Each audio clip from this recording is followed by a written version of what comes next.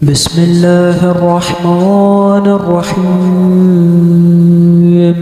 اللهم صل على محمد وآل محمد وعجل فرجهم. لا حول ولا قوة إلا بالله العلي العظيم.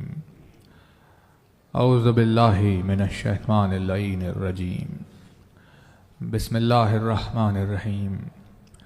الحمد لله الذي قصرت عن رؤيته أبصار الناظرين وعجزت عن نعته أوهام الواصفين. صلی علی محمد وآلہ الطاہرین ولعنۃ اللہ علی اعدائہم وقتلتہم اجمعین من الآن الی قیام یوم الدین.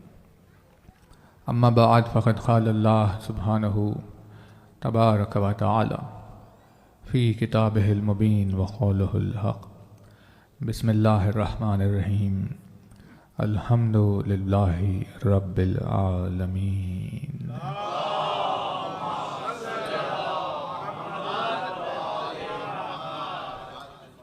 فرمایا صاحب اعظم الدرجات الفاظ نے، فرمایا مالک معجز نما انداز نے، فرمایا مولا کائنات امیر المؤمنین حضرت علی ابن ابی طالب علیہ السلام.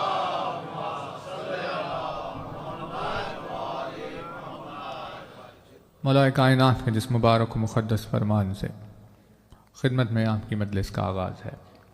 اپنی اس بے مثل و بے نظیر حدیث میں مولا کائنات نے قرآن مجید کی شان و شوکت و اس کی عظمت کو ظاہر کرتے ہوئے ارشاد فرمایا اور اپنے چاہنے والوں کو کتاب خدا کی تلاوت کی ترغیب دیتے ہوئے فرماتے ہیں کہ جس دعویٰ کرنے والے نے اپنے دعوے کی دلیل کے طور پر قرآن مجید کو پیش کیا تو قرآن ایک ایسی دلیل ہے جو کبھی اپنے دعویٰ کرنے والے کو مایوس ہونے نہیں دیتی. یعنی مولانا نے ارشاد یہ فرمایا کہ اگر بشر کسی بات کو کلیم کرنا چاہے اور اگر اس کے پاس دلیل کے طور پر قرآن مجید ہو، یعنی اس کے اس دعوے کو اگر قرآن سپورٹ کر رہا ہو، تو مولانا نے ارشاد فرمایا کہ اللہ کی کتاب ایک ایسی دلیل ہے جو کبھی اپنا دعویٰ کرنے والے کو مایوس ہونے نہیں دیتی. اگر کوئی دعویٰ کرنے والا ایسا دعویٰ کرے جو اس کے خلاف ہو تو اس کا ہار جانا یقینی ہے، اور جس نے اپنے دعوے کے طور پر قرآن مجید کو دلیل کے طور پر پیش کیا اس کا فتح حاصل کرنا یقینی ہے. کیونکہ قرآن کبھی اپنے آپ جس نے اسے دلیل بنایا ہے اس بنانے والے کو کبھی مایوس ہونے نہیں دیتی. 1400 برس سے دنیا میں الگ الگ مذہب و ملت کے لوگ اس جستجو کوشش میں لگے ہوئے ہیں کہ بھائی کسی ایسی بات کو کہ جس کا قرآن نے جس کی تائید کی ہے اس بات کو ہم غلط ثابت کریں. تو پروردگار عالم نے کہا کہ تم یہ کوشش روز محشر تک کرتے رہو، لیکن یہ تم سے کبھی ہوگا نہیں، کیونکہ جس بات کے لیے قرآن نے تائید کر لی ہے اس کا حق ہونا یقینی ہے، اس کا سچ ہونا.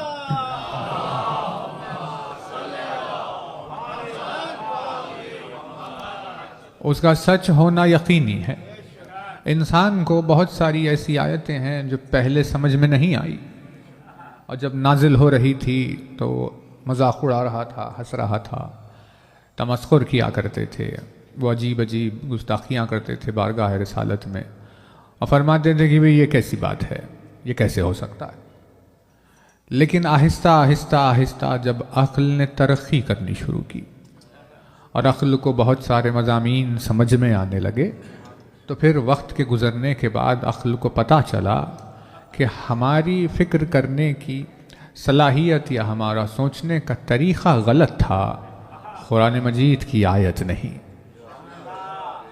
جیسے جیسے وقت گزرتا جا رہا ہے ویسے ویسے آیات اپنی حقیقت کو ثابت کرتی جا رہی ہے۔ پروردگار عالم نے ارشاد فرمایا کہ سنوریہم آیاتنا فی الآفاق وفی انفسہم، ہم کیا کریں گے؟ یہ جو ٹائم لیپس ہے، جو گزر رہا ہے زمانہ، آہستہ آہستہ آہستہ، یعنی سنوریہم، حالانکہ یعنی اسے کہا جائے گا جلدی، ہم جلدی ہی تمہیں دکھائیں گے، لیکن انسان کے لیے 1400 برس لگ رہے ہیں، 2000 سال لگ رہے ہیں، اسے زیادہ لگ رہا ہے، لیکن اللہ کے نزدیک وہ جلدی ہے۔ کہ جلدی ہی ہم اپنی نشانیوں کو آسمانوں میں اور خود تمہارے اپنے نفس میں اتنا زیادہ ہماری نشانیوں کا اظہار کریں گے اور اتنا زیادہ ہماری آیتوں کو تمہارے وجود میں اور کونین میں دکھائیں گے شدت سے کہ تم آخر کار قائل ہو جاؤ گے اس بات کے کہ جو پروردگار عالم نازل کیا ہے یہ حق ہے۔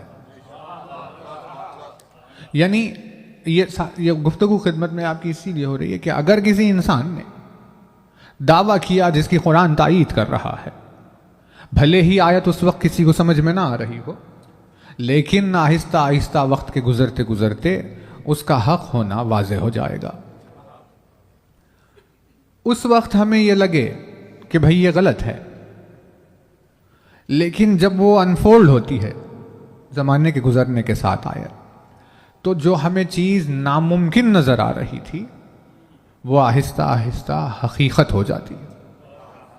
تو دعویٰ کرنے والا کامیاب ہی ہو جاتا ہے اسی وقت بھی، اگر اسے کوئی صاحب عقل مل جائے، لیکن اگر کوئی صاحب عقل نہ ملے تو جب تک عقل کو ترقی ہوگی اس زمانے میں وہ کامیاب ہو جائے گا۔ اسی لیے مولا نے ارشاد فرمایا جس نے اپنے دعوے کی دلیل کے لیے قرآن مجید کو چنا تو قرآن کبھی اپنا دعویٰ کرنے والے کو مایوس ہونے نہیں دیتا۔ یہ مزاج جو مولا کائنات اپنی زبان سے بیان کر رہے ہیں یہ قرآن صامت کا مزاج ہے۔ تو جب کوئی دعویٰ کرنے والا اپنی دلیل کے طور پر قرآن صامت کو پیش کرے تو یہ اسے مایوس ہونے نہیں دیتا، تو کیسے ممکن ہے کہ اگر کوئی اپنی دلیل کے طور پر جب قرآن ناطق کو لے کر آئے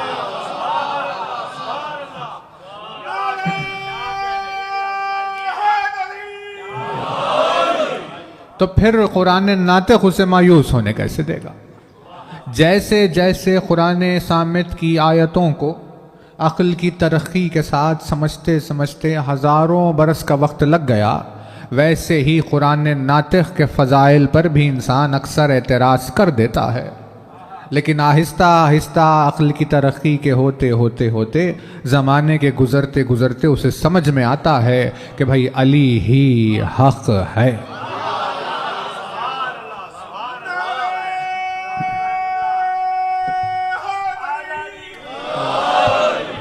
ایسے بہت سارے واقعات ہیں، ایسے بہت سارے معجزات ہیں مولا کائنات کے جو انسان کو اس وقت سمجھ میں نہیں آئی کہ یہ کیا ہو گیا، لیکن آہستہ آہستہ آہستہ زمانے کے گزرتے گزرتے اسے سمجھ میں آ رہا ہے کہ یہ کیا کیسے، ہوا کیسے، ہے نا توجہ؟ بھئی جیسے مان لیجئے کسی بھی واقعے کو لے لیجئے، معراج کے کسی واقعے کو لے لیجئے، تو رسول اکرم نے آغاز سفر معراج کیا، گھر سے نکلے، دروازے کو بھیڑا اور پھر مسجد الحرام سے سفر کا آغاز ہوا اور چلے کہاں؟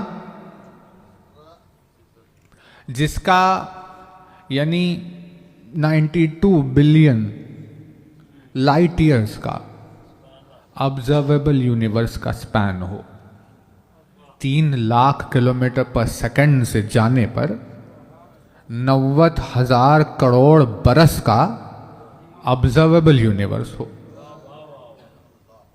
تو پھر وہ سے اس کے باطن میں، اس کے پیچھے، اس کے آگے ہے اس کا جس کا بشر کو خبر نہیں ہے، پھر اس کے بعد وہ آسمان کی تخلیق کے نیچے، پھر یہ آسمان دوسرے آسمان کے نیچے، پھر وہ تیسرے کے نیچے، پھر 7 آسمانوں کا سلسلہ، پھر اس کے بعد ایک عجیب ماحول جس کے لیے کرسی، عرش، سدرہ، دنا، فتدلہ، خوابا خوسینا ادنا جیسے الفاظ استعمال کیے گئے، ایسے سفر پر جا کر آ گئے، جب جا کر ایسے سفر پر 90,000 کروڑ برس کے آبزرویبل یونیورس سے زیادہ کے سفر پر جا کر آ گئے، اور جس دروازے کو بھیڑ کر گئے تھے اس کی زنجیر ابھی رکی نہیں تھی۔ بشر کو سمجھ میں نہیں آیا اس وقت کہ بھئی یہ ہو کیسے رہا ہے، لیکن آہستہ آہستہ اسے آج سمجھ میں آنے لگا کہ بھئی جب کسی کی پرواز کی رفتار تیز ہو جاتی ہے تو اس کے لیے وقت بھی دھیرے ہو جاتا ہے، اور اگر 3 لاکھ کلومیٹر پر سیکنڈ کی سپیڈ پر کوئی پہنچ جائے تو اس کے لیے ٹائم رک جاتا ہے۔ بھئی توجہ ہے نا؟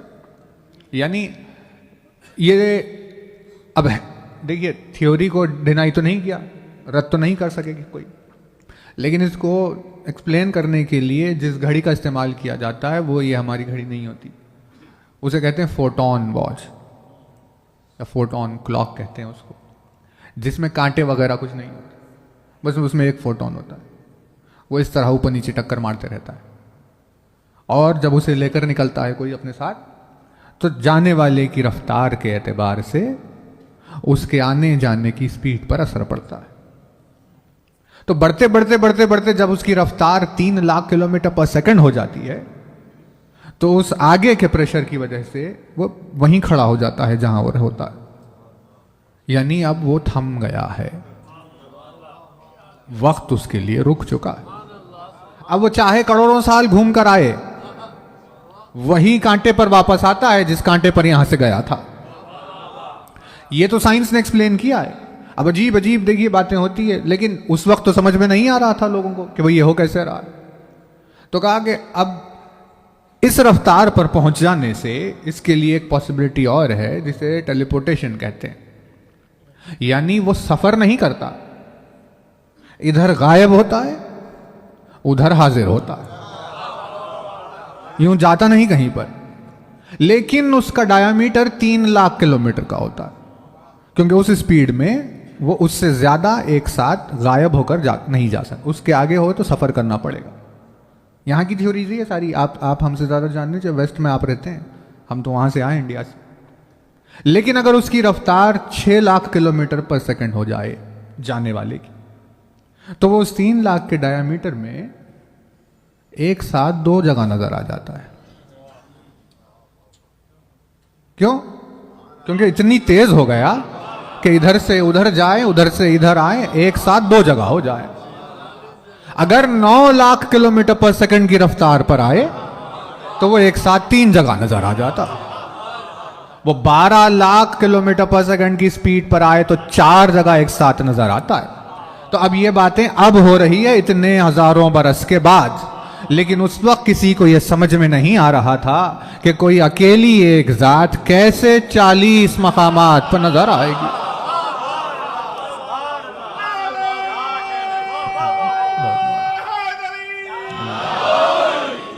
بس 40 مقامات پر نظر آنے کا مطلب یہ ہے کہ اس کی رفتار کا کچھ عالم ایسا ہے کہ جس رفتار کا بشر اندازہ نہیں لگا سکتا، اس رفتار پر ہوتے ہوئے وہ ایسے تھا سامنے جیسے ٹھہرا ہوا ہو، نہیں کر رہے توجہ، اس سپیڈ پر ہوتے ہوئے۔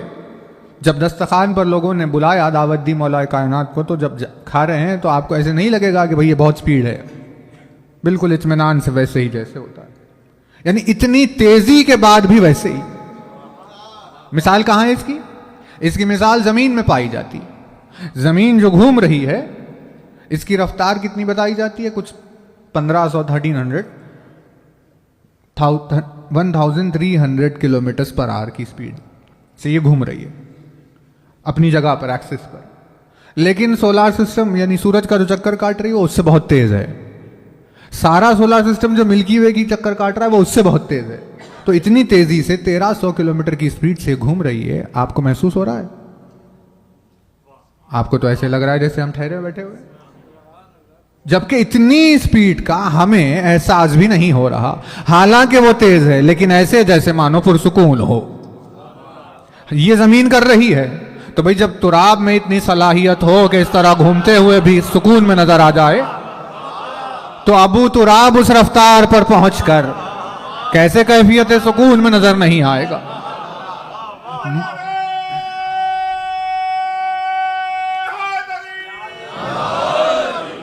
مشکل یہ تھی کہ اس وقت بشر کو سمجھ میں نہیں آیا کہ یہ ہو کیسے رہا ہے، لیکن اسے آج سمجھ میں آنے لگا ہے کہ ان ساری چیزوں میں کسی پر ہم شک نہیں کر سکتے.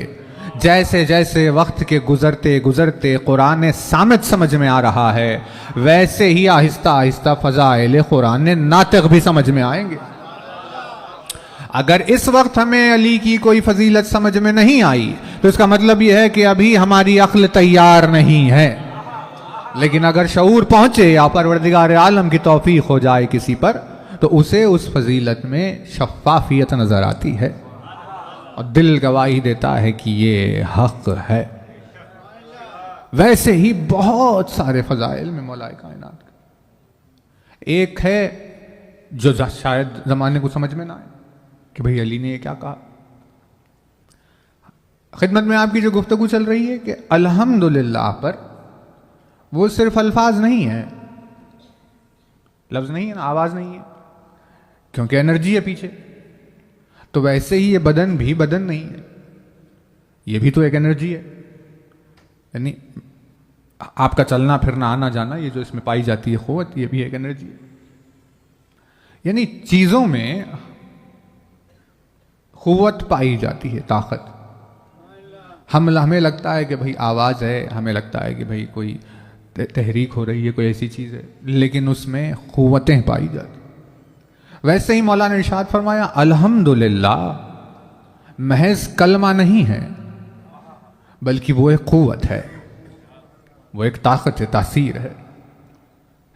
اس سے ہمیں یہ سمجھ میں آیا کہ بھئی الحمد محض الفاظ نہیں ہے جو کاغذ پر لکھے ہوئے، بلکہ یہ تو ایک صورت ہے تحریر کی. لیکن الحمد کی حقیقت تو کچھ اور ہے. یا علی بتائیے کیا ہے؟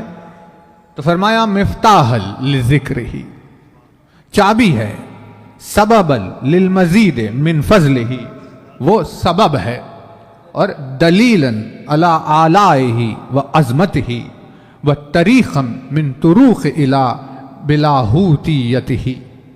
وہ چابی ہے، وہ دلیل ہے، وہ سبب ہے، وہ طریق ہے، وہ راستہ ہے.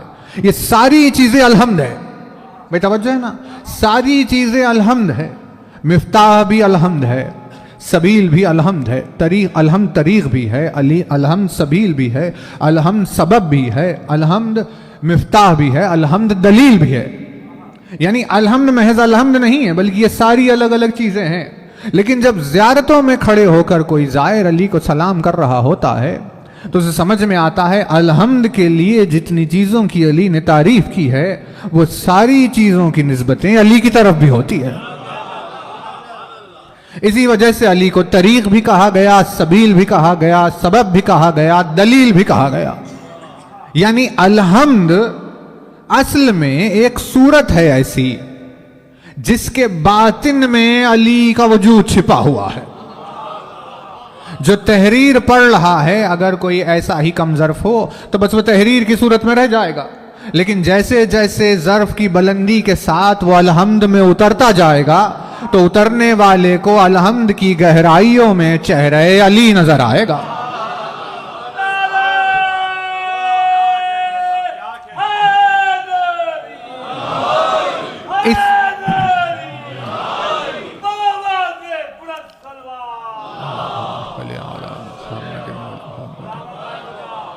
بھائی توجہ ہے نا، یعنی روزانہ خدمت میں آپ کی جو حوالے لے کر آئے ہیں اس میں آہستہ آہستہ تو مولا نے بیان کیا کہ قرآن مجید میں بہت سارے ایسے نام ہیں جسے لوگ نہیں جانتے کہ یہ علی کا نام ہے. وہ سمجھ رہے ہوتے ہیں کہ وہ آیت کی تلاوت کر رہے ہیں، لیکن اس میں درمیان میں علی کے نام آ جاتے ہیں. جہاں قرآن نے حق کہا وہ علی کا نام ہے، جہاں قرآن نے خیر کہا وہ علی کا نام ہے، جہاں قرآن نے وجہ کہا وہ علی کا نام ہے، جہاں قرآن نے ید کہا وہ علی کا نام ہے. ایسے بہت سارے ناموں میں علی کا ایک نام ہے الحمد. اخلاص نام علی ہے، الحمد نام علی. یاسین، مزمل، مدثر، کوثر، نصر، عصر، یہ سب فضائل مولا کائنات ہے، مولا کائنات کے یہ نام ہیں. دنیا کو بھلے ہی یہ سمجھ میں نہ آئے کہ بھئی الحمد علی کا نام کیسے ہے، کہا بھئی اب سمجھ میں نہیں آیا بھلے ہی، لیکن جب عقل ترقی کرے گی تو اسے سمجھ میں آ جائے گا۔ اس وجہ سے پروردگار عالم نے جو لام کی شدت رکھی ہم کے ساتھ ہمیشہ، کہ دیکھو الحمد للہ، الحمد صرف اللہ کے لیے ہے، یعنی خداوند عالم کے لا شریک ہونے کے اگر موضوع کو چھیڑ دے تو پھر دیکھیے یہ گھڑی پریشان کرے گی۔ لیکن انسان کیا سمجھتا ہے کہ اللہ ایک کہہ دینے سے وہ موحد ہو گیا۔ انسان کو ایسا لگتا ہے کہ بھئی میں نے کہا ہے کہ اللہ ایک ہے تو لہٰذا میں شرک نہیں کر رہا ہوں۔ ایسا ہے؟ ایسا ہی تھا ایک جو اللہ کو ایک کہہ رہا تھا۔ مولائے کائنات نے دیکھا، اس سے پوچھا یہ بتا تو اس کے ایک ہونے کی گواہی دے رہا ہے، کیسا ایک ہے وہ؟ تو اس نے کہا کیسا ایک ہوگا، جیسے ایک ہوتا ہے ویسا ایک ہے۔ مولا نے ارشاد فرمایا وہ ایک وہ ہے جو ایک جیسا نہیں ہے۔ نہیں کر رہے توجہ۔ اب دیکھیے مضمون جب چھڑتا ہے توحید پر تو علی کی صورت ہی سامنے آتی ہے مشکل کشائی کے لیے۔ مولانا ارشاد وہ ایک ہے لیکن ایک جیسا نہیں، کیونکہ اگر جیسا ہو جائے تو پھر وہ نہیں ہے نا۔ تو مولانا ارشاد فرمایا وہ ایک ہے لیکن وہ شروع نہیں ہوتا، کیونکہ اگر کوئی شروع ہو جائے تو پھر کہیں پر جا کر ختم بھی ہوتا ہے، کیونکہ اسے ختم ہونا نہیں ہے اسی لیے وہ شروع نہیں ہوا۔ فرماتے ہیں کہ وہ شروع ہوئے بغیر ایک ہے۔ جملہ دیکھیے مولانا ارشاد فرمایا وہ ایک ہے وہ جس کے سامنے اگر 5 آ جائے، 10 آ جائے یا 20 آ جائے تو یہ ایک ان 20 سے چھوٹا نہیں ہوتا۔ لاکھوں کروڑوں بھی اس کے سامنے اگر آئے تب بھی وہ ایک ان سے زیادہ ہوگا۔ مولانا ارشاد فرمایا وہ ایک وہ ہے جو 2 آدھے مل کر ایک نہیں بنا کہ جسے تقسیم کرے تو 2 آدھے ہو جائیں گے۔ یعنی ایک کی تعریف کو سن کر وہ ایسے پریشان ہو رہا تھا مانو اسے اس دن ہی پتا چلا کہ ایک ہوتا کیا ہے۔ یعنی اگر علی نے نہ سمجھایا کہ ایک کیسا ہے تو انسان اس کے ایک ہونے کو ایک نمبر سمجھ رہا تھا کہ بھئی ایک سکیل ہے نمبرز کی جس میں جو 1 ہم لکھتے ہیں وہی خداوند عالم کی ذات ہے۔ لیکن مولانا ارشاد فرمایا 1 2 3 کی گنتی میں جو آ جائے ایک وہ نہیں ہے، کیونکہ یہ تم نے اپنے حساب کے لیے بنائی ہوئی انسان کی ایک حساب و کتاب کی خلقت ہے کہ جس کو اس نے بنایا تھا کہ وہ کسی چیز کو گنے، تو جو مخلوق کی گنتی میں آ جائے وہ خالق نہیں ہوتا۔ یعنی ہمیں پتا چلا کہ اگر علی موجود نہ ہو تو اللہ کو ایک کہنے کے بعد بھی انسان مشرک ہی رہتا ہے۔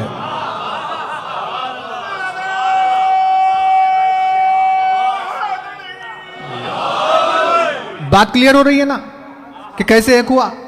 مولانا ارشاد خبردار تو ایک کہہ کر یہ نہ سمجھ لینا کہ موحد ہو گیا، بتا تو صحیح کہ تو اسے کون سا ایک سمجھ رہا ہے۔ کیا تو اسے وہ ایک سمجھ رہا ہے جو نمبر سسٹم میں آتا ہے، یا تو اسے وہ ایک سمجھ رہا ہے جو 2 سے کم پڑ جاتا ہے، یا تو اسے وہ ایک سمجھ رہا ہے جو کہیں سے شروع ہوتا ہے؟ تو اگر یہ ایک سمجھ رہا ہے ان ساروں میں جو نہیں پایا مولانا نے پایا وہ ایک نہیں ہے وہ، یعنی اگر یہ نہ ہو تو توحید ہی سمجھ میں نہیں آئے گی۔ مطلب ایک کہنے سے نہیں نکلے گا انسان، ویسے ہی شرک کی تعریف بھی کی، کیونکہ انسان کو کیا لگا؟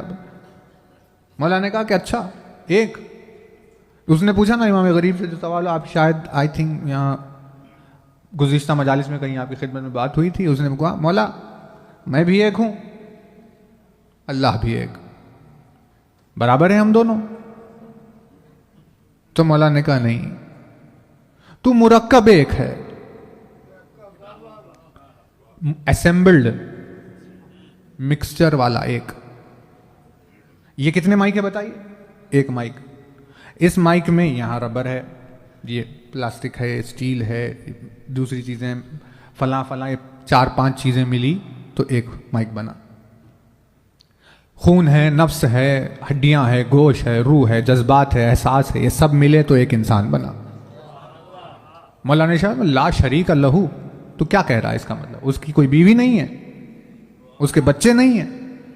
اگر تیرا لا شریک لہو یہیں تک ہے تو یہ تو شرک ہو گیا، کیونکہ تو اسے جذبات و احساس کا مرکب سمجھ رہا ہے.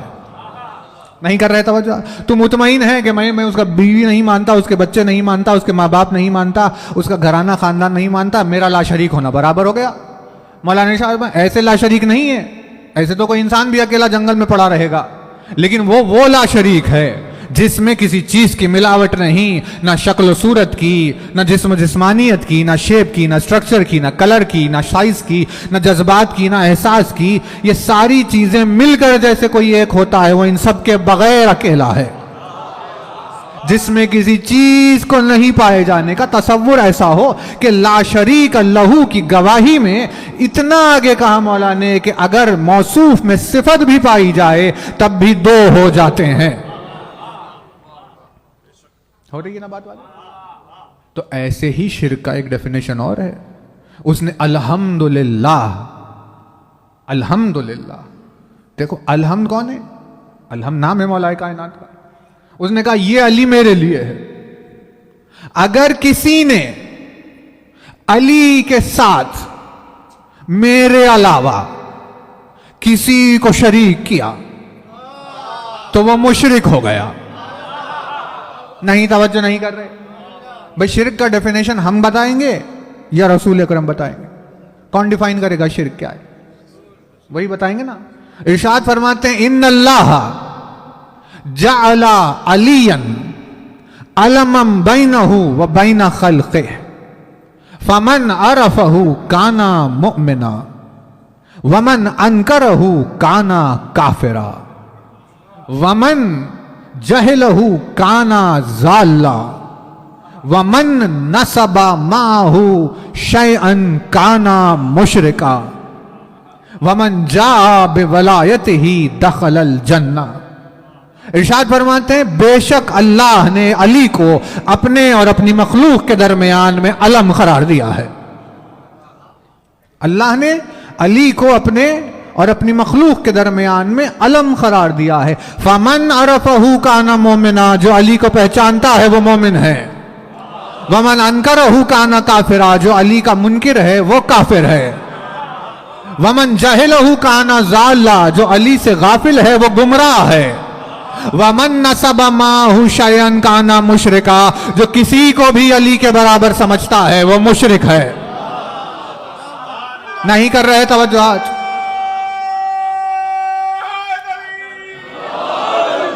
بھئی توجہات ہے؟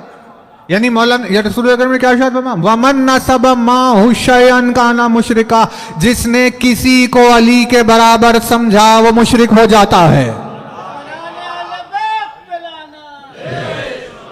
یعنی شرک کو جو انہوں نے بیان کیا کہ بھئی اللہ کے ساتھ شرک کا تیرے پاس تصور ہی کیا ہے؟ اگر تو نے اس کی حجت کے ساتھ کسی کو شریک کیا تو اللہ کے ساتھ شرک کر رہا ہے. اسی لیے پروردگار عالم نے کہا للہ، خبردار صرف میرے لیے ہے نا توجہ. لیکن اب یہ استدلال کی بحث ہے تو شاید گنجائش بن جائے کہ بھئی یہ تو آپ کا استدلال ہے، اس میں پروف کہاں ہے؟ حالانکہ پروف تو ہو گئی بات، لیکن پھر بھی اٹھتا ہے نا سوال. تو سوالوں کے اٹھنے کے عجیب و غریب مواقع ہوتے ہیں. غلط یہ لفظ، یہ بندش بری، یہ مضمون سست، ہنر عجب ملا ہے یہ نکتہ چینوں کو. ہمیشہ فکر ترقی بلند بینوں کو، ہم آسمان سے لائے ہیں ان زمینوں کو. ہے توجہ؟ تو خدمت میں آپ کی ہم ایک اور آج کے اس ریفرنس سے بات کو تمام کرنے کی کوشش کر رہے ہیں. پھر ایک آیت پر آئیں گے، بات تمام ہو جائے گی. خطبہ بے انتہا مشہور و معروف ہے، جس خطبے کا نام ہے خطبۃ الافتخاریہ. بے شمار الگ الگ مقامات پر موجود ہے. جو کتاب کو ہم آپ کی خدمت میں پیش کر رہے ہیں، اس کتاب کا نام ہے مشارق الانوار الیقین، مشارق الانوار الیقین فی اسرار امیر المؤمنین. اس کی والیوم 1 پیج نمبر 361 ہے نا توجہ.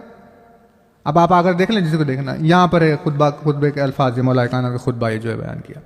ارشاد فرماتے ہیں کہ انا، یہاں سے شروع ہوا، انا شہر رمضان فرماتے ہیں میں رمضان کا مہینہ ہوں،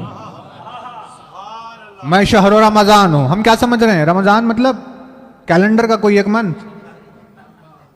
مولانا شاہ میں شہر رمضان میں ہوں، کیونکہ رمز کے معنی، رمز رے میم زاد کے رمز کے معنی ہے کسی چیز کو جلا کر ختم کرنے کے. توجہ، کسی چیز کو جلا کر ختم کرنے کو رمز کہتے ہیں. اس وجہ سے مہینے کا نام رمضان رکھا گیا، کیونکہ اس مہینے میں اللہ اپنے بندوں کے گناہوں کو جلا کر ختم کر دیتا ہے. نہیں کر رہے توجہ؟ لیکن پھر بھی ایسے بہت سارے ملیں گے آپ کو جو رمضان کے بعد بھی گناہگار ہی باقی رہتے ہیں، کیونکہ گناہوں کو جلانے کا رمضان کا ڈیفینیشن رسول اکرم نے یوں دیا کہ یا علی تیری محبت گناہوں کو ایسے کھا جاتی ہے.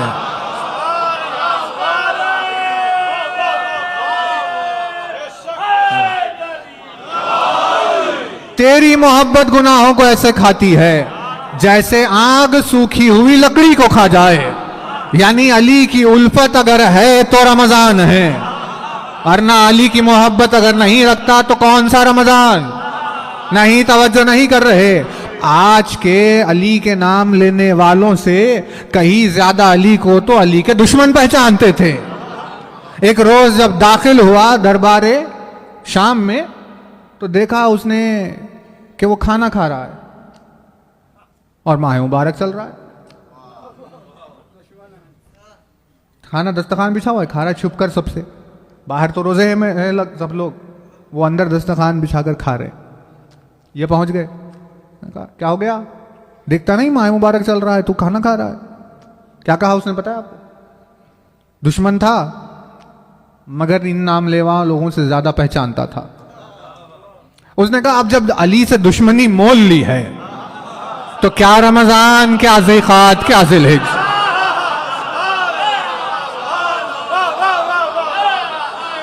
انہوں نے کہا بھائی روزہ تو اس وقت ہوتا جب علی کی محبت ہوتی، اب جب دشمن علی ہے تو اس کے لیے کون سا رمضان؟ یعنی اسی لیے مولانا شاہ میری محبت کے بغیر گناہ جلتے نہیں. انا شہر رمضان، میں رمضان کا مہینہ ہوں. انا لیلۃ القدر، میں شب قدر ہوں. یعنی میری محبت کے بغیر کسی کو یہ نصیب نہیں ہوگی. انا ام الکتاب، میں وہ ام الکتاب ہوں جس میں سے ساری کتابیں نازل ہوئی ہے، سارے صحیفے نازل ہوئے ہیں. وہ جو ایک پرائمری بک ہے نا جس میں سے سارے آئے، وہ ام الکتاب میں ہوں. انا فصل الخطاب، جس کے اوپر خطابات ختم ہو جائے میں وہ فصل خطاب ہوں. اور یہاں پر ہے، آپ آگر دیکھ لیجئے، انا سورۃ الحمد. ارشاد فرماتے ہیں میں سورہ الحمد ہوں. الحمد کی حقیقت، اس کا سر میں ہوں. الحمد کی توجہ نا، نہیں ہوئی بات واضح؟ بھائی جیسے انرجی پہ بحث چل رہی تھی، آپ بتائیے اگر پتھر کو آپ لے کر جائیں پیچھے تو کہاں تک جائے گا؟ وہ پتھر کس چیز سے بنا؟ کا مٹی سے بنے گا. مٹی کس سے بنی؟ وہ ریتی سے بنے گی. ریتی کس سے بنی؟ وہ گرد سے بنے گی. گرد کس سے بنی؟ بھائی وہ اس سے بنے گی. آخر میں سب کہاں جائیں گے؟ وہ ایک نقطے پر ہی تو جائیں گے نا جس کے بلا سے یہ سب ہوا. نہیں ہوتا ایسے؟ بھائی جب چیز ریورس جائے گی، یہ کائنات پھیل گئی نا اتنی، جب یہ پلٹ کر واپس جائے گی تو کہاں جائے گی؟ اسی ایک ڈاٹ میں جائے گی جہاں سے آئی تھی نا. جیسے بیج ہے تو پتے ہیں درخت کے، ڈالیاں ہیں بڑی بڑی، پھول ہے، پھل ہے. جب وہ ریورس جائیں گے تو کہاں جائیں گے؟ بیج کو ہتھیلی میں آپ نے لیا تو اس میں آپ کو کہیں آم دکھتا ہے؟ اس میں کہیں ڈالی نظر آتی ہے؟ مگر ہوتی اندر ہی ہے. جب اس زمین میں بو دیا تو وہ آہستہ آہستہ پھیل کر باہر آئی. اب ہمیں سمجھ میں ایسے آتا ہے کہ مانو ڈالی الگ ہے، بیج الگ، پھل الگ ہے اور پتے الگ، لیکن یہ سمٹ کر پھر ایک جگہ آ جائیں گے اسی بیج میں. پھر ساری کائنات سمٹ کر جب آئے گی تو ایک نقطے میں واپس آ جائے گی. تو ہر چیز پھر اسی نقطے میں ہوگی، ہے نا؟ ویسے ہی اگر سارا قرآن سمٹ جائے گا تو پھر ایک نقطے میں ہی آ جائے گا. وہی نقطہ با کہ جس کے لیے سمٹ کر اگر آ جائے آسمانی صحیفے تو 4 کتاب، چاروں سمٹ جائے تو قرآن مجید، قرآن سمٹ جائے تو الحمد، الحمد سمٹ جائے تو بسم اللہ، اور بسم اللہ سمٹ جائے تو بے، جس کے سمٹنے سے ہو جائے وہ بے کا نقطہ۔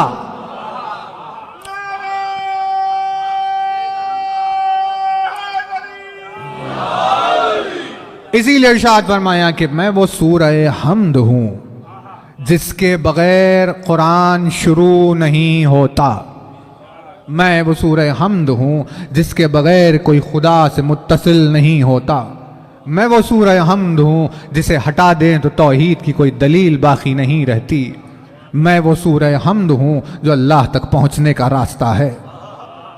یعنی الحمد کو پروردگار عالم نے قرآن مجید کا پریفیس قرار دیا کہ بھئی اس میں ہم سارے قرآن کے موضوع کو بیان کریں، توجہ نا، اسی لیے صلاۃ ممکن ہی نہیں ہے بغیر الحمد کے، لا صلاۃ الا بالفاتحہ، یعنی بغیر الحمد کے صلاۃ ممکن نہیں ہے، پڑھی ہی نہیں جا سکتی۔ صلاۃ کسی اٹھنے بیٹھنے کے عمل کو نہیں، صلاۃ خداوند عالم سے جڑنے کو کہتے ہیں، یعنی میرے بغیر اس سے جڑا نہیں جا سکتا ہے۔ توجہ، تو اب آپ دیکھیے اگر یہ ٹائٹل ہے تو اس میں ذکر کس کا ہوگا؟ ایک ہی آیت سنا دیں گے، بس بات ختم کر رہے ہیں ہم بھی، تھوڑا سا اس کو ابزارب ہونا چاہیے نا، تھوڑا وقت لگے گا نا، تو ٹھیک ہے، تو پھر وقت بھی دینا ضروری ہوتا ہے ہر چیز کے لیے۔ بیج کو بو دیا تو درخت اگنے میں تھوڑا وقت لگے گا، تو بیج بو دیا گیا ہے، بارش ہو جائے گی جس پر بھی وہ ابر کرم آ جائے، اور پھر دیکھنے دیکھتے پودا پھوٹ کر باہر آئے گا، تو یوں اس طرح ایک بنجر زمین گلشن میں تبدیل ہو جائے گی۔ یہ نظام پروردگار عالم ہے، وہ ایسے ہی کام کر رہا ہوتا ہے۔ تو ٹائٹل ہے وہ، تو جس کے نام سے رکھا گیا ہوگا اس میں کس کا ذکر ہوگا؟ آپ کو کیا لگتا ہے الحمد کی کون سی آیت میں مولا کا ذکر ہے؟ الحمدللہ رب العالمین الرحمن الرحیم مالک یوم الدین ایاک نعبد و ایاک نستعین، کس آیت میں ذکر ہوگا مولا کا ان پوری آیتوں میں؟ غور سے اگر آپ دیکھیں، سارا کا سارا الحمد صرف علی کا قصیدہ پڑھ رہا ہے، بسم اللہ الرحمن الرحیم سے ذالین تک، علی کے فضائل، علی کے چاہنے والوں کے فضائل، اور علی کے دشمنوں پر تبرہ، یہ سمٹا ہوا الحمد ہے نا۔ ایک آیت آپ کی خدمت میں عرض کر رہے ہیں، الحمدللہ رب العالمین، الحمد ہے اس کے لیے جو عالمین کا رب ہے نا۔ کیا ہوگا اس کا ٹرانسلیشن؟ تمام تعریفیں اس اللہ کے لیے جو کائنات و کونین کا پالنے والا، یہی ہوتا ہے نا۔ لیکن آپ یہ بتائیے ہمیں کہ خداوند عالم کی حمد کی سکیل آپ کو اور ہم کو پالنا ہے، حمد کی سکیل کیا ہے اس کی؟ کہ بھئی میری تعریف ہے، ہر طرح سے میری تعریف، کہ اتنے نافرمان اور گنہگار انسانوں کو پالتا ہوں میں، یہ سکیل ہے ہم کی؟ ایسے ہوگی کسی کی تعریف کہ بھئی یہ دیکھ رہے ہو پوری کائنات، کون سی؟ فنا ہونے والی کائنات، فنا، آسمان و زمین ختم ہونے والے ہیں نا، کل من علیہا فان، سب کچھ فنا ہو جائے گا۔ تو کیا پروردگار عالم کسی فانی چیز کے لیے اس کو اپنی حمد کی سکیل قرار دے گا کہ بھئی یہ فنا ہونے والی کائنات کا میں مالک ہوں؟ یہ اس کی توحید کی سکیل تو نہیں ہے نا۔ تو پھر آخر عالمین کا مطلب کیا ہے؟ عین لام میم، یہ روٹ ہے، اس سے لفظ بنتا ہے علم۔ علم کے معنی ہے نشان کے، علم کے معنی ہے ایک ایسے نشان کے جو کسی کا پتہ دے.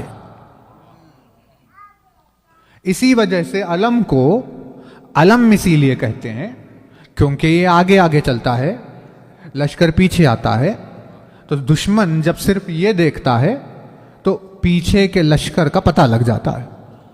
ابھی لشکر نہیں آیا، ابھی لشکر پیچھے ہے، صرف سامنے علم آیا، لیکن کیونکہ علم نے پیچھے چھپے ہوئے لشکر کا پتہ بتا دیا اسی لیے اسے علم کہتے ہیں، ہے نا.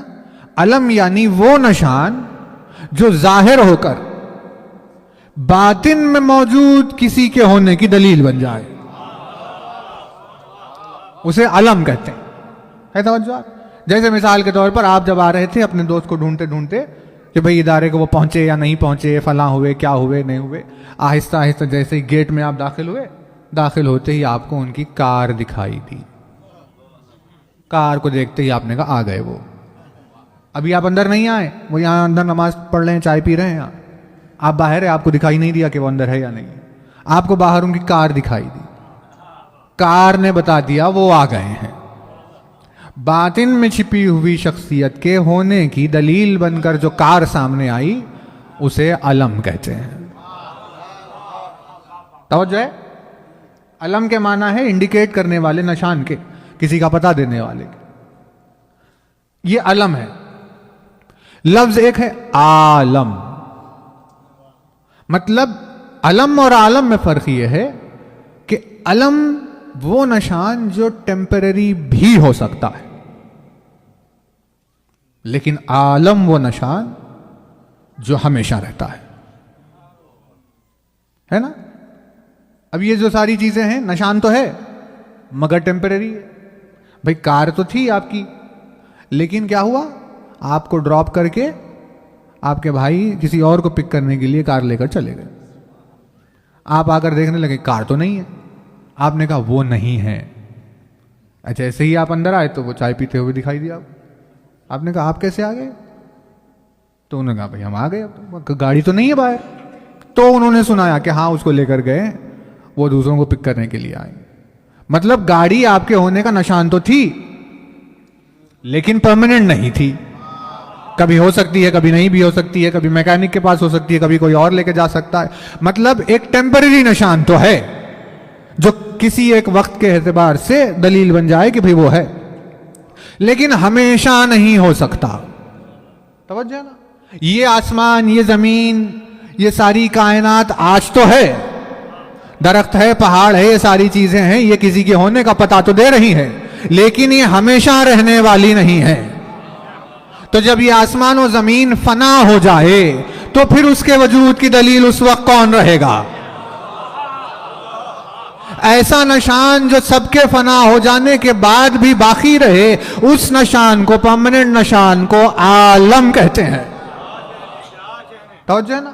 اس پرماننٹ نشان کو عالم کہتے ہیں، یعنی ایسا جسے مٹایا نہیں جا سکتا، جس کو ختم نہیں کیا جا سکتا. درخت سے پہچانا لوگوں نے اللہ کو، پہاڑوں سے پہچانا، زمین سے پہچانا، چاند سورج ستاروں سے پہچانا، لیکن کسی نے درخت کاٹ دیا، پہاڑ ٹوٹ گیا، سورج غروب ہو گیا، چاند نظر نہیں آیا، وہ ستارے اجھل ہو گئے. تو اب کیا کریں؟ تو کہا بھئی ٹیمپرری نشان تھا، پرماننٹ نہیں ہے.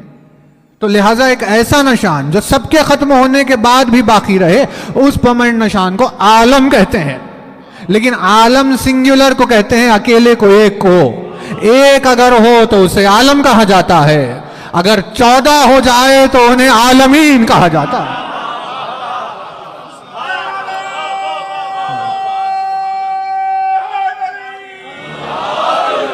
اگر وہ 14 ہو جائیں تو انہیں عالمین کہا جاتا ہے.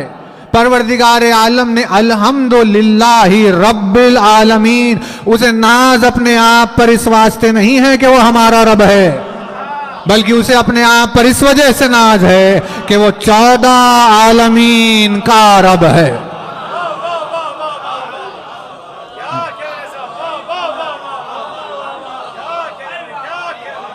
آپ سلامت.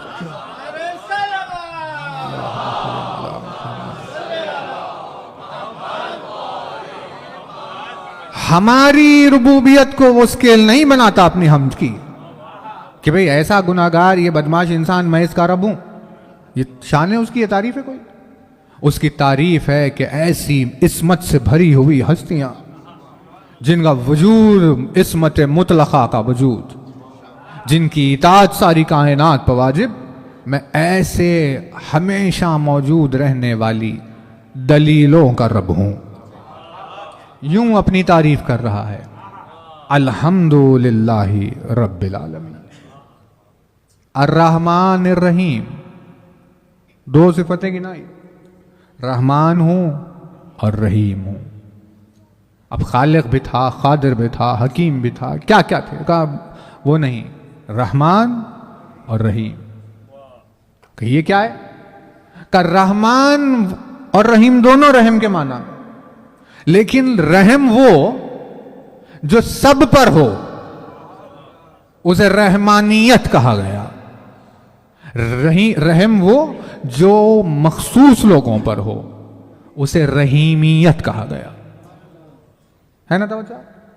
یعنی مان لیجئے جیسے ہوتا ہے نا بھائی, آپ نے سب کے لیے ایک دسترخوان بچھا دیا تو وہ سب کے لیے کامن ہو گیا. پھر آپ نے قبلہ کے لیے ایک الگ دسترخوان بچھا دیا تو وہ تھوڑا سا الگ ہو گیا. مطلب ایک چیز تو چل رہی ہے جو جنراسٹی ہے آپ کی سب پر, ایک میں تھوڑی سی خصوصیت ہے. تو خداوند عالم نے کہا سب کو بغیر مذہب و ملت کے دائرے کے, دھوپ آئے گی تو سب پر آئے گی, پانی ملے گا تو سب کو ملے گا, ہوا چلے گی تو سب کو چلے گی. اب سجدہ کر رہا ہے, نہیں کر رہا ہے, کافر ہے, مسلمان ہے, مشرک ہے, کیا ہے, اس سے نہیں, سب کو. اسے کہتے ہیں رحمانیت. لیکن جب کہے کہ بھئی یہ ہمارا دوست ہے, اسے قریب بلاؤ, اس کے لیے کچھ خاص اطاعت ہوگی, اسے کہتے ہیں رحیمیت. ہے توجہ؟ رحمانیت کے لیے ذریعہ اس نے رسول کو قرار دیا کہ آپ کی وجہ سے سب پر رحمان ہوں, آپ ہے تو سب کے اوپر یہ رحم ہو رہا ہے. رحیمیت کے لیے اس نے علی کو وسیلہ قرار دیا. اسی لیے ہمیں آج تک صرف اتنا ہی پتا چلا کہ رحمان کا مزاج کیسا ہو سکتا ہے. یہ بے شمار نعمتیں, یہ زمین, یہ پانی, یہ ہوا, یہ پھل, یہ پھول, یہ نعمتیں, یہ ترکاریاں, یہ رنگ, یہ گلشن, یہ ساری کائنات رحمانیت کے سبب دی جا رہی ہے. ابھی علی کے چاہنے والوں کو اس نے کچھ دینا شروع ہی نہیں کیا, لیکن جب محشر کے میدان میں علی کی محبت رکھنے والے سامنے آئیں گے تو اس دن وہ اپنی رحیمیت کا اظہار کرے گا. تو جب رحمانیت میں اتنا سب ہو گیا تو کوئی تصور کرے کہ رحیمیت میں کیا ہوگا.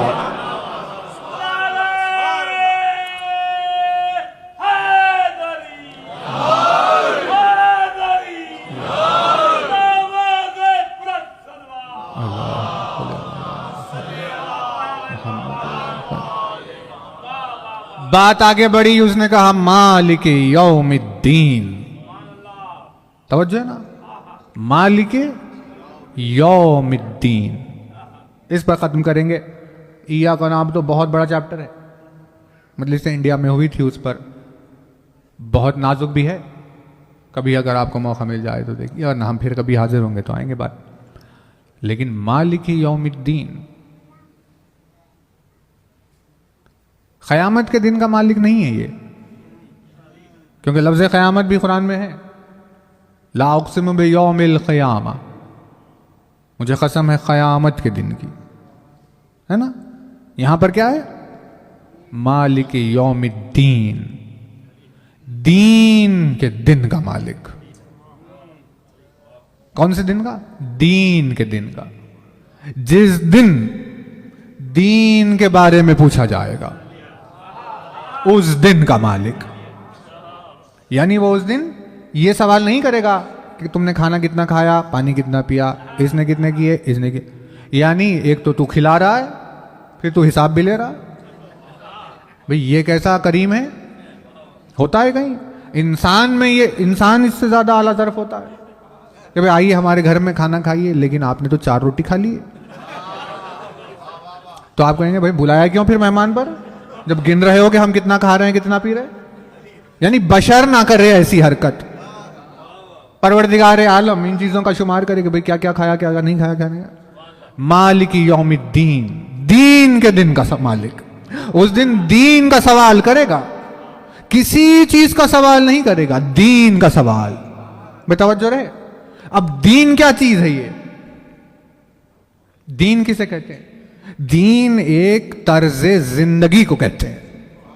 جس طرح زندگی کو گزارا جائے اس طرز کو کسی کا دین کہا جاتا ہے. اللہ نے کہا ہم نے بھی ایک دین بھیجا جو تمہیں سکھائے گا کہ تمہیں اپنی پوری سوانح حیات کیسی گزارنی ہے. لیکن صرف اگر لکھ کر بھیج دیتے تو تمہیں سمجھ میں نہیں آتا، اسی لیے ہم نے ایک ایسی صورت بھی بنائی جسے تم دیکھو تو تمہیں سمجھ میں آئے کہ زندگی گزارنی کیسی ہے. اس گزرتی ہوئی زندگی پر جب رسول اکرم کی نگاہ پڑی تو علی کو دیکھ کر ارشاد فرمایا الدین و اصل الدین.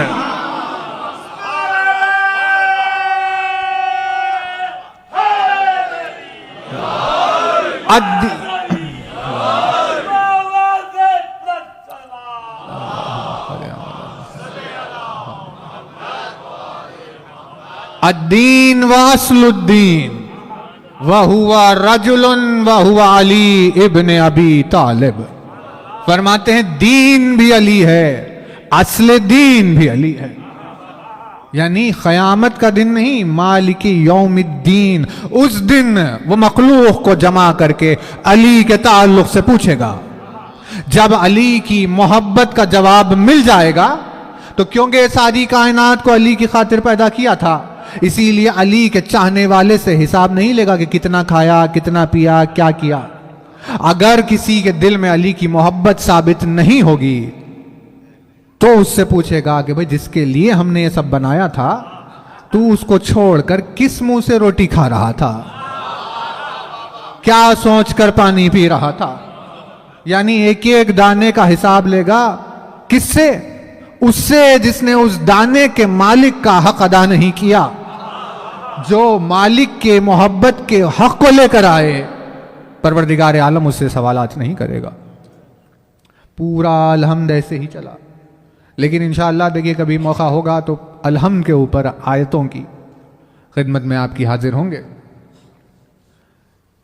بارگاہ پروردگار عالم میں بس دعا یہی ہے کہ وہ ہمیں توفیق عنایت فرمائے اس بات کی کہ الحمد کی تلاوت کا شرف ہمیں کبھی حاصل ہو.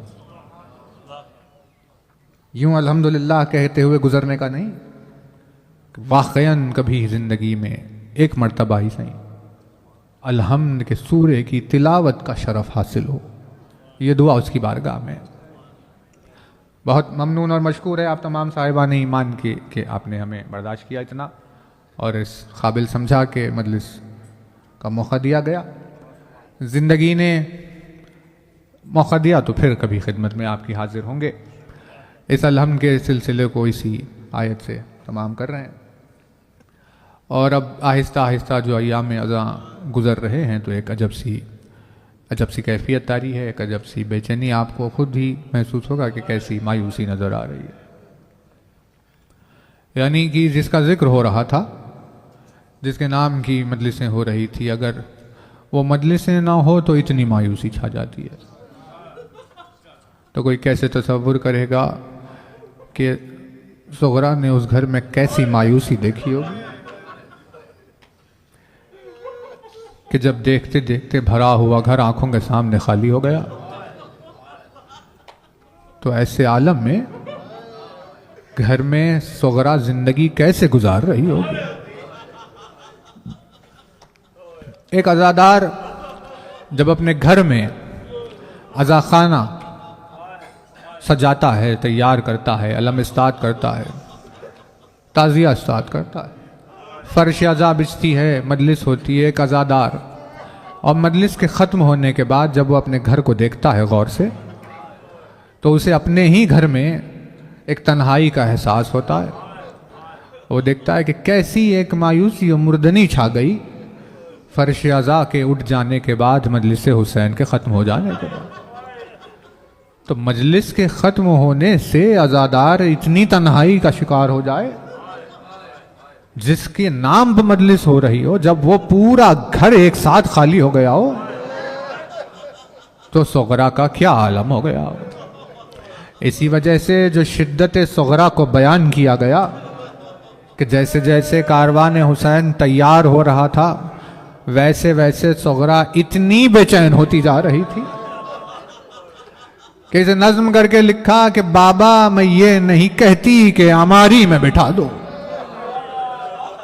میں یہ نہیں کہتی کہ اماری میں بٹھا دو، بابا مجھے فضا کی سواری میں بٹھا دو،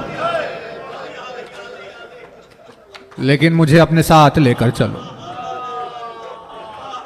اس قدر تڑپ تھی تو بھائی کی آنکھوں کے سامنے جب بہن تڑپ رہی تھی تو حسین کی مشیت، پروردگار عالم کی مشیت، وہ بار بار کہہ رہے تھے کہ بیٹی خداوند عالم کی مشیت یہ ہے کہ آپ اس گھر میں رہے۔ لیکن جو بھائی تڑپ کو دیکھ رہا تھا بہن کی، ایک مرتبہ اکبر نے قریب آ کر کہا کہ صغرا ایسے نہ تڑپا کر کہ میں تیرے اس تڑپنے کو دیکھ نہیں سکتا۔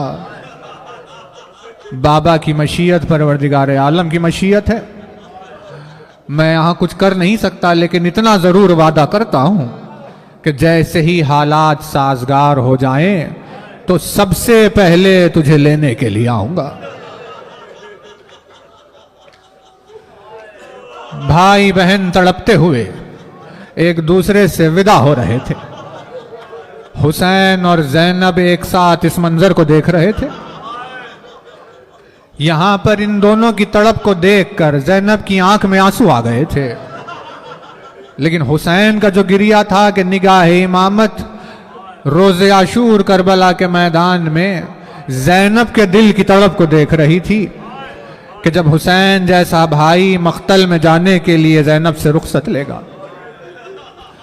تڑپتے تڑپتے کسی طرح اکبر نے صغرا کو سنبھالا۔ یہاں پر بھی صغرا کے بین کا ایک عجب جملہ نظم کیا کہ کسی طرح اپنے قلب کو سنبھال کر صغرا نے کہا کہ ٹھیک ہے بھیا جانا، لیکن اب جا رہے ہو تو ایک فریاد ہے بہن کی۔ پوچھا کہ وہ فریاد کیا ہے؟ کہا کہ دیکھو راستے میں اثناء راہ اگر کبھی آپ کی شادی کے سامان کا اسباب ہو جائے تو بہن کی فریاد یہ ہے کہ سر پہ اگر صحرا سجانا بھیا مجھے بھول نہ جانا، مجھے لینے کے لیے ضرور آنا۔ اکبر کا دل تڑپتا رہ گیا۔ صغرا اثناء راہ شاہراہ پہ بیٹھ گئی۔ انتظار جاری رہا۔ کربلا کے میدان میں عاشور کا روز نمودار ہوا۔ شہادت علی اکبر ہوئی، سینے میں برچھی کا پھل، باپ ضعیف باپ سرہانے۔ پوچھا میرے لال کوئی حسرت؟ اکبر نے کہا بابا صغرا کی یاد ستا رہی ہے، میرا انتظار کر رہی ہوگی، میں نے وعدہ کیا تھا لینے کے لیے آؤں گا، ایک مرتبہ دیدار کرا دے۔ حسین نے انگلیوں کو بلند کیا کہ میرے لال درمیان سے دیکھ لے۔ اکبر نے کہا بابا کوئی ضعیفہ نظر آ رہی ہے۔ کوئی ضعیفہ نہیں اکبر، وہی صغرا ہے، تیرے انتظار میں اس کا یہ حال ہو گیا۔ عاشور کے روز صغرا کا یہ حال۔ اب کاروان پلٹ کر جب مدینے واپس جا رہا ہے تو بشیر کی آواز آئی کہ حسین کا کاروان قافلہ مدینے واپس آیا ہے۔ روزانہ جو انتظار کیا کرتی تھی، اب جب صغرا سے کہا کہ حسین کا قافلہ آ گیا ہے، استقبال کے لیے چلتے ہیں، تو بین کو پھر سے نظم کیا انیس نے عجب انداز میں۔ وہ بولی میرے دل میں ہے کچھ اور ہی خیال، وہ بولی میرے دل میں ہے کچھ اور ہی خیال، جب تک نہ گھر میں آئے گا خیر النساء کا لال، کپڑے نہ بدلوں گی نہ گوندوں گی سر کے بال، آنے دو ان کو جن کے لیے ہے یہ میرا حال، شکوے کروں گی آنکھوں سے آنسو بہاؤں گی، بابا کو یہ پھٹا ہوا کرتا دکھاؤں گی۔ ارے ایسے انتظار کر رہی تھی ایک بیٹی اپنے باپ کا، لیکن جب سامنا ہوا تو پتا چلا کہ نہ حسین آئے، نہ عباس، نہ علی اکبر۔ زینب ماتم کرتے ہوئے آ رہی تھی کہ سارا فرزند زہرا کا گھر لٹ گیا، عاشور کے میدان میں حسین کی شہادت ہو گئی۔ ایک مرتبہ اپنے نانا کے روزے کی طرف رخ کیا، ایک مرتبہ ماں کی مزار کی طرف رخ کیا۔ ارے ایسے زینب پہنچی جیسے کوئی شیرخوار اپنی ماں کی آغوش کی طرف جاتا ہے۔ جا کر ایک مرتبہ اپنے آپ کو مزار سیدہ پہ گرایا اور کہنے لگی اماں ہم سب کربلا کے میدان میں لٹ کر آئے ہیں۔ ارے تو نے جسے نازوں سے پالا تھا میدان کربلا میں بھوک و پیاس کی شدت میں قتل ہو گیا، یہ اس کا خون بھرا کرتا تیرے لیے لے کر آئی ہوں۔ ارے سفر پر جاتا ہے کوئی تو واپسی میں کچھ تحفے بھی لے کر آتا ہے۔ ارے زینب جو سوغات لے کر آئی ہے وہ اپنے بھائی کا خون بھرا ہوا کرتا۔ ایک مرتبہ قریب آ کر کہنے لگی اماں کچھ اور بھی لائی ہوں، اگر یہ اطراف میں مجمع نہ ہوتا تو تجھے چادر ہٹا کر بتاتی میرے بازوؤں کا کیا حال ہو گیا۔ ارے ان بازوؤں پر رسیوں کے نشان ہیں۔ یوں مدینے میں آمد کی خبر پر عزادار ماتم کر رہے ہیں، لیکن دو جملے اور خدمت میں آپ کی عرض کر رہے ہیں، کیونکہ یہ ایام صاحب العصر کی یتیمی کے ایام ہیں۔ 28 برس کے سن میں باپ کی شہادت اور 5 برس کے سن میں امام کی غیبت، یعنی 28 برس کا سن اس دنیا سے گزرنے کا سن ہوتا ہے۔ امام عسکری کو پہلی ربیع الاول کو زہر دیا گیا، 7 روز زہر سے تڑپتے رہے، زمین پر تڑپتے ہوئے کروٹیں لیتے، ایک مرتبہ فرش کو ہٹا دیتے اور خاک پر تڑپتے سلام عرض کرتے میرا سلام اس غریب پر جس کا لاشا جلتی ہوئی زمین پر تڑپ رہا تھا، جس کے بدن کے زخموں کے لیے جلتی ہوئی زمین مرہم بن گئی تھی۔ بیٹا بہت دور مدینے میں امام عالم تنہائی میں تڑپ رہے تھے، امام کی شہادت ہوئی، لیکن 5 برس کی کم سنی میں امام وقت بے اجاز حاضر ہوئے، غسل و کفن بھی ہوا، امام کا جنازہ بھی اٹھا، نماز جنازہ بھی پڑھائی گئی۔ لیکن 5 برس کے سن میں جب یہ سارے اہتمام پورے کیے تو ایک مرتبہ اٹھ کر کربلا کی طرف رخ کیا۔ امام وقت نے زیارت ناہیہ کا آغاز کیا، سارے شہیدوں کے ساتھ سلام عرض کرتے ہوئے کہا کہ میرا سلام اس غریب بیٹے کے اوپر جس کی آنکھوں کے سامنے باپ کا لاشا پڑا رہا اور وہ اس کے لاشے کو بے گور و کفن دیکھتا رہا۔ ایسے اہل بیت اطہار پر سلام عرض کیا، اور جو سرداب میں گئے جس کی زائرین زیارت کرتے ہیں وہاں سے امام کی غیبت شروع ہو گئی۔ جب حکومت کے ظالموں نے آ کر امام کو تلاش کرنا چاہا تو امام زمان نظر نہیں آئے کہ وہ کہاں چلے گئے، امام کی غیبت کا آغاز ہو گیا۔ ایک حساسیت کی بات ذہن میں آئی کہ پروردگار عالم نے یہ دیکھا کہ میرے حجت کی اولاد اور میری حجت 28 برس کے سن میں باپ کا سایہ سر سے اڑ گیا اور 5 برس کی کم سنی میں یتیم ہو گیا۔ پروردگار عالم نے گویا ردائے غیبت سے اپنی حجت کو اپنی آغوش میں لے لیا، کہا کہ نہیں 5 برس کے سن میں یہ یتیم ہو گیا، کہیں یہ حکومت کے ظالم آ کر اس پر ظلم نہ کرے۔ پروردگار عالم نے امام کی غیبت کا آغاز کر دیا، کہا مولا بڑی غربت ہے کہ 5 برس کے سن میں تو یتیم ہو گیا، تجھے پردہ غیبت میں جانا پڑا، لیکن کاش ایسا کوئی پردہ کربلا کے میدان میں بھی ہوتا تو حسین کی 3 برس کی بچی کو یتیمی کے آغاز میں تماچے کھانے نہیں پڑتے۔ ارے سکینہ پر جب یتیمی آئی تو 3 برس کے سن میں زبان پر نام حسین آتے ہی شمر کا پتھر جیسا ہاتھ، سکینہ کے رخساروں پر تماچوں کے نشان، بابا کو یاد کرتے ہوئے یہ سرداب میں پردہ غیبت میں گئے، وہ زندان شام کے اندھیروں میں سپرد خاک ہو گئی۔